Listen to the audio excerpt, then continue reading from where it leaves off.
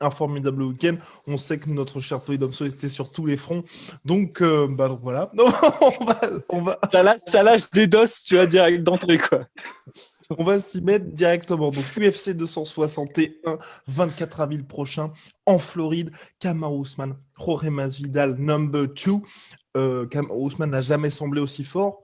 De son côté, Jorge Masvidal n'a plus combattu depuis ce combat en short notice contre Kamaru Usman. Et donc là, il y a la revanche pour le titre welterweight. La question qui se pose vraisemblablement, c'est, enfin, en tout cas de mon côté, hein, messieurs, c'est en dehors d'un Masvidal qui sera, je pense, en meilleure forme et qui n'aura pas à s'imposer un gros weight cutting parce que prévenu avec 6 jours de préavis, on devrait plus ou moins avoir bis repetita du premier combat. Soit.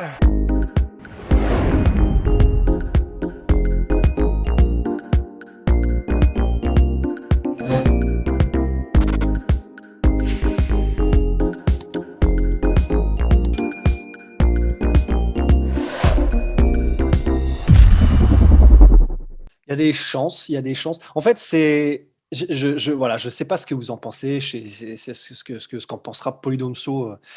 Mais en vrai, j'ai rematé tout à l'heure le premier, Ousmane Masvidal, et en fait, c'est vrai que il y va à fond les ballons direct. Parce qu'il sait qu'en réalité, essayer de la jouer finaude, c'est compliqué en fait. Parce que Masvidal, c'est quelqu'un qui marche beaucoup sur des explosions quand il te met KO. Le moment où il est le plus frais et où il a le plus de chances que ses enchaînements marchent, c'est au début. Donc il y a été à fond dès le début. Il s'est fait à un moment donné donc, quelques bons low kicks. Il s'est fait choper le talon ou quelque chose comme ça. C'était le début de la fin. Il s'est fait maintenir au sol. Et puis après, le Gastank a descendu petit à petit. Mais en rematant le combat, il y a aussi quand même un truc qui m'a frappé, c'est bon, ok, clairement, ça descend petit à petit au fur et à mesure du combat, le Gastank. Musculairement, c'est de plus en plus compliqué avec les efforts répétés, etc., pour essayer les efforts statiques en plus, pour essayer de maintenir Ousmane hors de lui. Mais les moments où ils ont échangé en striking, honnêtement, il est tellement au-dessus, Masvidal, que je me suis dit, ok, il a progressé de ouf, Ousmane, et on a vu un Ousmane avec un jab, mais un jab, tu sais, perforant contre Gilbert Burns, toujours parfaitement timé, etc. Mais malgré tout, même malgré ces progrès-là, réalisés qui sont magnifiques, tu peux pas non plus devenir un striker d'élite en l'espace de quelques mois seulement. Et je me demande quand même, avant ça, j'étais full Ousmane. Maintenant, je mets toujours Ousmane, mais je suis un petit peu en mode un Masvidal qui sait qu'il a le gas tank pour au moins sur les 3 premiers rounds réussir à vraiment bien exploser, rester précis et rapide dans ses attaques quand il réussit à se dégager. En fait, je me dis, il peut faire quelque chose, quoi. Polydomso, parole à la défense. Non, mais c'est vrai et c'est intéressant. Et en plus de ça, je pense que c'est vrai qu'il y a toujours un aléa quand on rencontre un striker du niveau de Masvidal. Parce que c'est vraiment, il fait partie des rares qui sont vraiment excellents dans ce niveau-là. Il y a des gens qui sont des bons strikers par la force des choses parce qu'ils ils ont les bons gestes, ils ont la bonne mécanique et ils l'appliquent au moment où on leur dit de l'appliquer. Tu vois, par exemple, typiquement, là ce week-end, il y avait Marvin Vettori contre Kevin Holland. Moi, j'ai vu Marvin Vettori, je me suis dit, putain, quand même, il est bon en striking, alors que c'est pas son truc de base. Mais c'est pas quelque chose qui est, si tu veux, c'est quelque chose qu'il applique parce qu'il l'a répété, parce qu'il l'a, tu vois, c'est quasiment de la mémoire, tu vois, mais il n'y a pas une construction intelligente. En fait, ce qui est vraiment incroyable avec Masvidal, au-delà de l'athlétisme et de la rapidité, c'est qu'il s'adapte à chacun de ses adversaires, en fait. Il lit l'adversaire. C'est là où, en fait, il y a des niveaux, tu vois, en striking. Ouais. Quand on parle de niveau en striking, les gens, ils se disent, ouais, mais c'est un peu snob, c'est un peu comme les connards qui parlent de jazz, tu sais, genre, tu vois, mais c'est vrai, tu vois, mais parce que nous, on sait qu'en fait, si tu veux, la différence entre un très très bon striker et un striker god tier, tu vois, genre c'est pas visible du premier coup d'œil en fait, mais c'est juste qu'en fait le mec joue avec les règles, il sait construire son attaque, il sait réagir à l'adversaire et construire un style offensif par rapport à ça. Le meilleur exemple, c'est contre Darren Till. Il a fallu, je sais pas, 1 minute 30 à Masvidal pour voir que Darren Till reculait en ligne droite, tête en arrière. Et il a fait un switch, genre un shift, une combinaison en shift et il l'a allumé, tu vois. Alors que Darren Till, c'est un très bon striker aussi. C'est pour donner en fait la capacité en fait de Masvidal de lire ses adversaires, pareil contre Ross Person quand il envoie le jab et ensuite le genou derrière. Il y en a plein des exemples comme ça en fait. Il y en a pléthore. Moi, le problème que j'ai en fait fondamentalement au niveau du match-up, c'est certes, je suis d'accord, je te rejoins, Rust.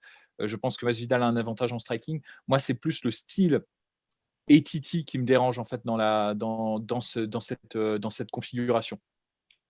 C'est-à-dire, et plus à plus forte raison avec Masvidal, qui a vraiment il est vraiment spécial, hein, ce mec. Il a un style de combat qui est propre à Masvidal, qui est vraiment le sien, où il combat mais très haut, Ouais, et très avec une garde qui est presque une garde de Muay Thai en fait. ouais. C'est assez intéressant de voir ça, alors que c'est pas du tout son background.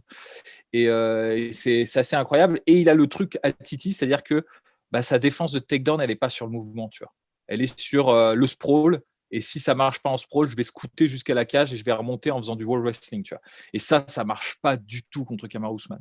Ça marche pas en fait contre les lutteurs en enchaînement.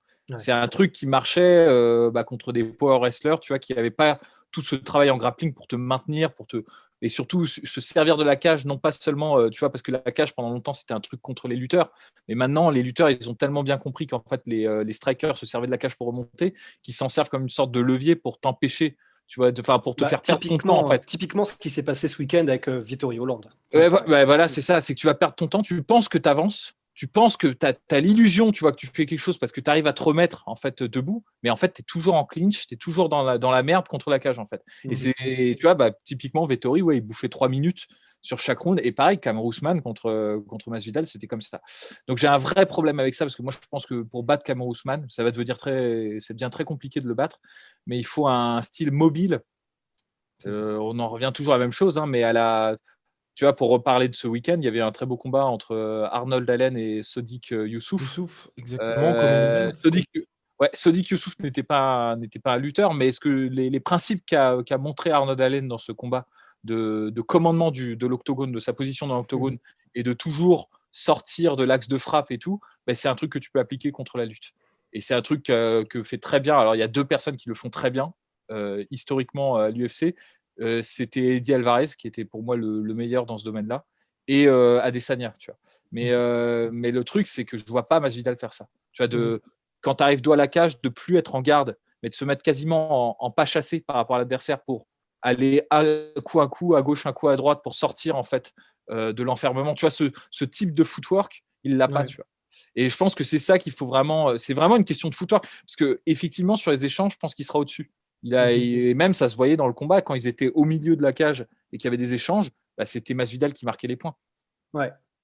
Mais il y a un autre problème que ça. Et honnêtement, c'est peut-être aussi ça dont j'ai le plus peur, c'est que il sait que de toute façon, Masvidal, grosso modo, juste après le premier combat contre Ousmane, il était en mode bon, de toute façon, maintenant, je sais que j'aurai ma revanche, je vais travailler pour. Voilà, il était en mission. Mais j'ai peur d'un truc, c'est qu'il aborde ce combat un peu comme Conor McGregor a abordé le combat contre Khabib, en mode bon, je sais que là où Ousmane va probablement essayer de m'emmener, c'est son domaine, a.k.a. la lutte et la lutte en enchaînement, et contre la cage particulièrement. Oui, il s'est plutôt bien débrouillé, hein, quand même. Complètement. Mais c'est comme disait Polydomso, c'est vrai que c'est l'école ATT alors c'est clair que c'est pas du mouvement. Donc tu c'est perds les rounds, mais tu prends pas beaucoup de dommages. Et c'est ça. Dégâts, pardon. Et puis en plus de ça, l'école ATT, pour ceux qui viennent du striking, c'est aussi ok, c'est pas basé sur le mouvement, mais en revanche, c'est vrai qu'ils développent une technique d'anti-lutte pour, tu sais, le placement des mains, des bras, comment se sortir, etc., qui par contre est super haut niveau, quoi. Honnêtement, si c'est pas contre Khabib ou Kamaru, ça marche. C'est ça en fait. Un exemple, Kyoji Horiguchi contre Darian Caldwell. Le deuxième combat au Bellator, il paralyse totalement la lutte de Darren Caldwell, alors qu'il est en World Wrestling pendant tout le combat. Même Masvidal, dans le premier combat, je crois, il y a pas mal de fois, il a réussi à avoir l'underhook pour justement neutraliser Ousmane sur ses tentatives de mise au sol. Complètement. Donc du coup, vas-y, poursuis ton idée. En fait, c'était simplement de dire que je sais pas quelle approche il aura, mais j'ai peur qu'il prenne un petit peu la même approche que Conor McGregor, c'est-à-dire, bon, de toute façon, normalement, je suis au-dessus en striking. Normalement, parce que c'est vrai que honnêtement, le premier combat, c'est vrai le fait que Masvidal est très bon pour lire le combat au fur et à mesure, mais même dès le début, il y avait vraiment un avantage au niveau du timing, au niveau de la distance, au niveau des coups utilisés, au niveau des enchaînements. Enfin, c'est sur les courtes périodes d'échange en pur striking et sans menace de takedown. Honnêtement, il y avait vraiment un monde d'écart, mais j'ai peur que du coup, Masvidal sont en mode je suis tellement au-dessus que je vais me concentrer sur la lutte, je vais me concentrer sur une préparation physique qui sera adaptée à des efforts répétés de lutte, tu sais, vraiment statique dans les lactiques et tout ça. Et que du coup, on se retrouve avec un scénario un peu similaire, c'est-à-dire qu'on n'aura pas le Masvidal exactement comme on l'attend, aussi incisif debout, rapide, etc. Et que, bon, bah oui, il aura bossé la lutte, mais on va pas se mentir, même s'il bosse la lutte pendant 2-3 ans, il sera pas au niveau de Ousmane. Et j'ai un peu peur de ça, en fait, d'une approche qui serait pas la bonne, nécessairement. Non, c'est clair, mais cela dit, d'un autre côté, il y avait aussi pas mal de choses qui pouvaient faire, que Masvidal peut faire dans ce combat-là, qu'il n'a pas fait en striking lors du premier. Parce que c'est vrai que moi, j'étais surpris, à part bien évidemment justement les low kicks où il se fait choper au début du premier round, et puis enfin, lors du premier round, et ensuite ça devient très difficile de ce côté-là. Mais c'est vrai que sinon, en anglaise, il était assez, j'ai trouvé, unidimensionnel, et notamment cette recherche quasi continue de l'énorme overhand pour arracher la tête de Kamaru Usman. Alors que ça, avec un petit peu plus de variation, frappe au corps, uppercut notamment pour justement pour que chez Kamaru Usman, tu vois, il y a un petit peu ce côté bomba danger. Si justement je tente d'aller au takedown, ça aurait pu être pas mal du côté de Jorge Masvidal. C'est pour ça que je me dis, de son côté, il y a aussi pas mal de domaines dans lesquels il peut d'ajustement, exactement, merci mon cher Polydomso. Mais surtout, pour moi, la question, c'est quand même Kamaru Usman, premier combat contre Jorge Masvidal, c'était le début de sa collaboration avec Trevor Whitman.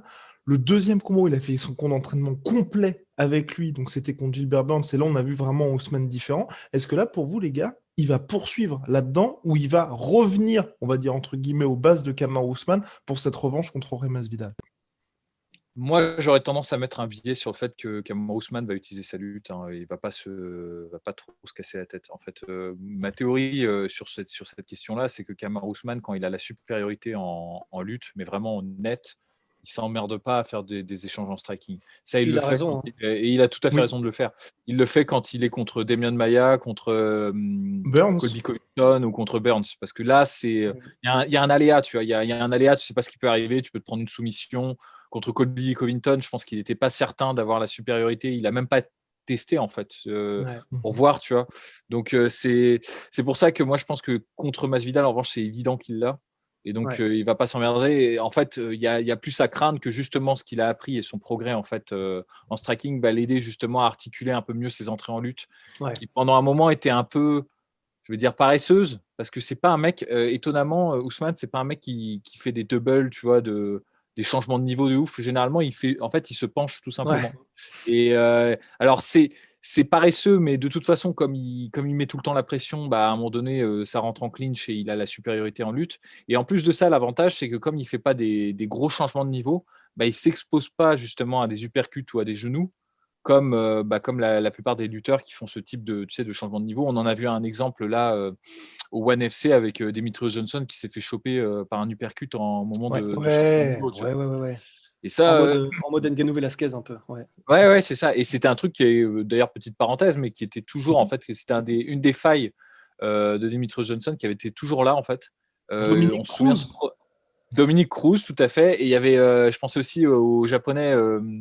Son premier combat au One qui était vraiment, il n'avait pas passé loin de se faire upset, c'était contre, je crois, Yuya Wakamatsu, le mec qui s'appelait, et pareil, il avait timé plusieurs fois l'uppercut.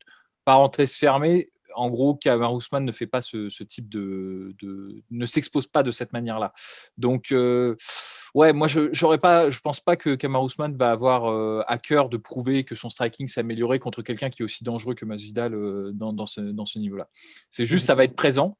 Et en revanche, ce qu'on va peut-être voir, c'est que au fur et à mesure que les rounds vont se suivre et que l'avantage de Kamaru Usman va être pressé, peut-être que là, Kamaru Usman va se permettre de faire parler son striking, mais en second temps, en fait, quand l'explosivité et les armes en fait, de Masvidal sont un peu amoindries. Ouais, complètement. Mais après, juste par rapport à ce que tu disais tout à l'heure, Guillaume, il faisait pas d'uppercut Masvidal, mais par contre, il faisait beaucoup de front kick pour Oui, ce qui était c'est des vrai. attaques, comment dire, du bas vers le haut. Et même uppercut, j'ai pas souvenir qu'il en mette beaucoup. Alors je sais pas, enfin vous me Alors, dites de si mémoire, je me trompe. je Ouais, n'en ai pas. donc uppercut, je pense pas que ce soit vraiment. Mais effectivement, pour revenir à ce que tu disais, comment dire, Guillaume, Mais ça peut effectivement, être il avait intéressant quand c'est beaucoup de Kamaru succès. Usman. Ouais, ouais, et il avait beaucoup de succès avec ses front kicks au corps particulièrement. Et là, bah, particulièrement, comment dire, dans une optique où il va falloir aussi creuser un petit peu le cardio de Kamaru Usman, qui va de toute façon te crever en clinch. Il avait beaucoup de succès lors du premier combat et je pense qu'il va répéter ça s'il le, comment dire, ce serait probablement une bonne technique que de répéter ses front kicks au corps et puis de temps en temps, tu varies avec un truc au menton, enfin la classique El Mais, Clasico, quoi. mais de toute façon, de manière générale, c'est un rôle qui est absolument pas enviable en fait de faire le matador en fait. C'est le kick Ouais, le plus difficile en fait en striking et même en striking de MMA, il y en a très peu qui arrivent à le faire. Et c'est compliqué parce que c'est comme les feintes, tu vois, les feintes, tu dois alterner entre feintes et coups que tu portes réellement. Et en revanche, quand tu fais le matador, que tu tournes autour de ton adversaire, en gros, qu'on doit venir te chercher, il faut alterner entre le moment où tu bouges et le moment où tu restes sur place et tu fais peur avec ton striking. Parce ouais. que si tu fais que bouger, que tourner, ou que le mec ne respecte pas ton striking, bah, il peut se passer ce qui s'est passé par exemple, typiquement Edson Barboza Khabib, où genre Khabib Mmh. se faisait même pas chier à faire du ring cutting, il n'en faisait pas. Il courait après, ouais. Il rentrait droit. Ouais, il y a même des moments où Ouais, il ouais. fait du Ouais. jogging parce qu'il a absolument pas peur en fait d'Edson Barboza. Tu vois, c'est un truc de dingue. Et Edson Barboza, effectivement, soit il est en, tu sais, il est en courant alternatif, soit en fait quand on avance sur lui, bah, il fait 3 fois le tour de l'octogone avant de revenir dans la même position. Ouais. Soit en fait il frappe et il envoie un kick alors qu'il devrait pas envoyer un kick et il est sur place en fait. Et alors qu'en gros, bah, tu vois par exemple un mec typiquement Eddie Alvarez par exemple qui le fait très bien, ça, c'est que tu sais jamais en fait quand il est en déplacement. Quand il va revenir avec un coup ou quand il va continuer son déplacement. Le KO qu'il met à Rafael Dos Anjos, c'est impossible de le lire. Le knockdown. Où il Ouais. fait une espèce de pas chassé, puis il revient et en fait il envoie le crochet. Tu as vraiment l'impression, jusqu'au dernier moment où il envoie le coup, qu'en fait il va repartir dans une autre direction en fait.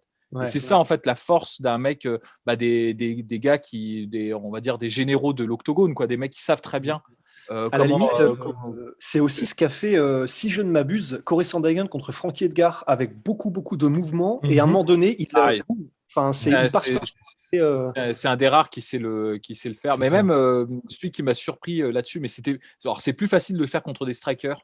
C'est encore plus difficile de le faire contre des lutteurs parce que tu sais, quand justement les déplacements latéraux, tout connement, quand tu es en garde, je vais parler concrètement pour que les gens comprennent ce que je dis parce que sinon c'est abstrait et ça ne va pas avoir beaucoup de sens.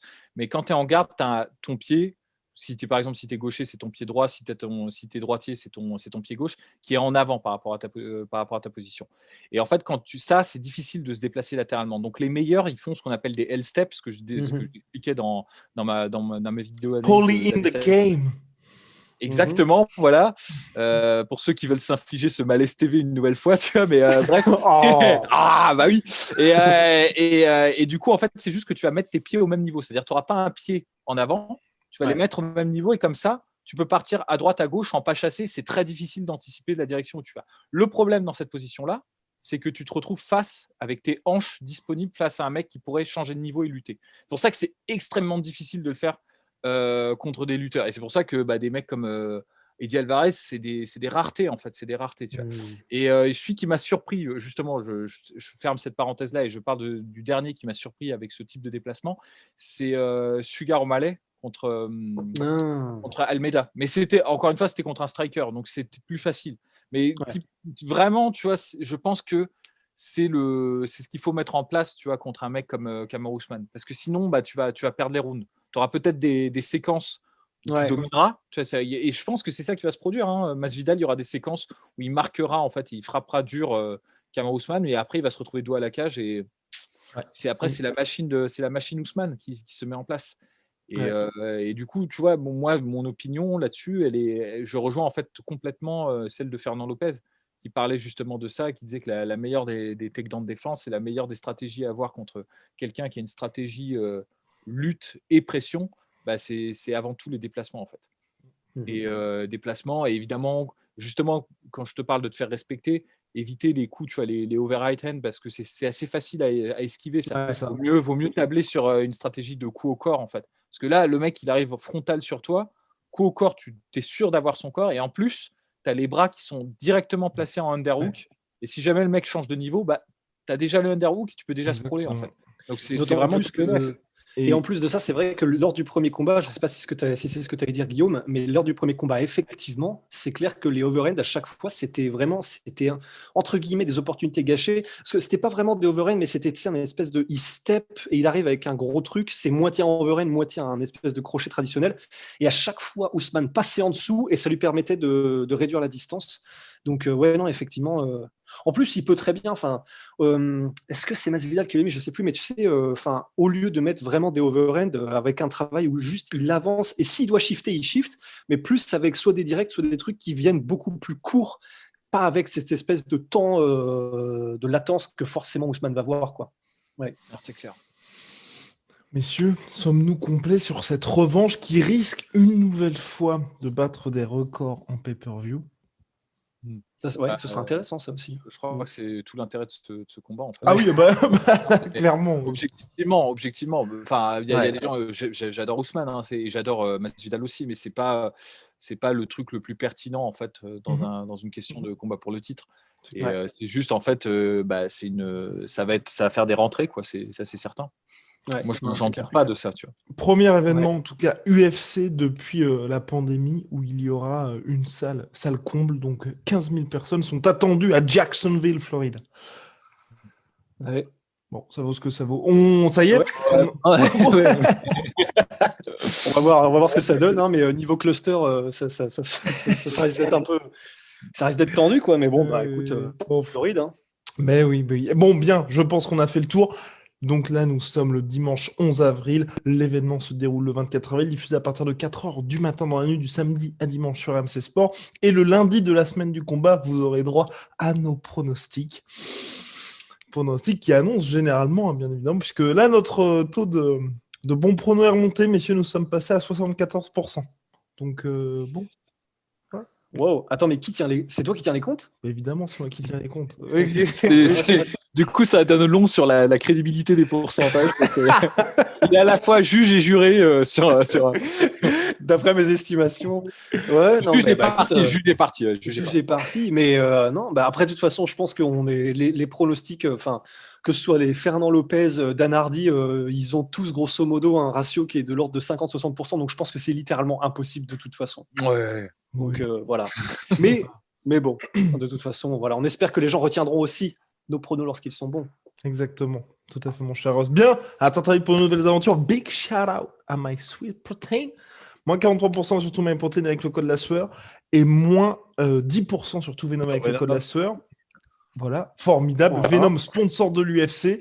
Notre cher Tony Domso va beaucoup mieux. Il n'avait pas pu récupérer ses tenues UFC la dernière fois, qui arrive très très bien. Il manquait quelque chose dans sa vie. Exactement. un grand vide. Non, mais c'est surtout aux tenues Venom qu'il manquait un Polydomso. Et là, ça y est, elles vont pouvoir l'avoir. Allez, à très vite.